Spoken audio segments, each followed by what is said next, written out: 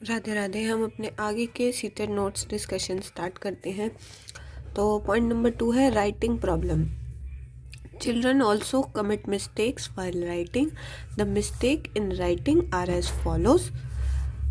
यानी कि जब बच्चा लिखने से संबंधित यानी राइटिंग से संबंधित जब भी कोई विकार होगा या लिखने में जब बच्चा गलतियां कर रहा है तो उसे हम डिसग्राफिया डिसेबिलिटी कहेंगे। इस नाम को आप ऐसे याद रख सकते हो, जो ग्राफिया वर्ड आता है यानी कि जब हम ऐसे ग्राफ ड्रॉ करते हैं तो इससे आप याद कर सकते हो कि राइटिंग संबंधित विकार के बारे में बात हो रही है।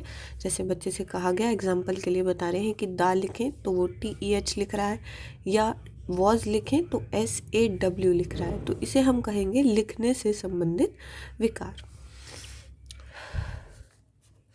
फिर है mathematical related problems. In this students use the symbol of mathematics wrongly called as dyscalculia.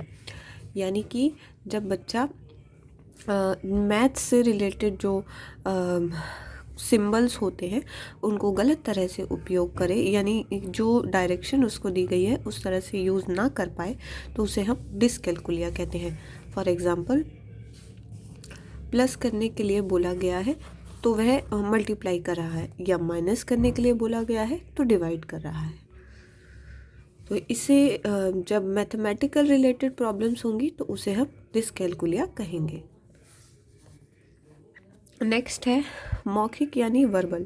जो मौखिक रूप से सीखने की अक्षमता होती है, यानी कि जो वर्बल बोलने से संबंधित जो विकार होते हैं उन्हें 2 भागों में विभाजित किया गया है। पहला है अफेजिया और दूसरा है डिस्फेजिया, जिनके बारे में हम कल पढ़ेंगे।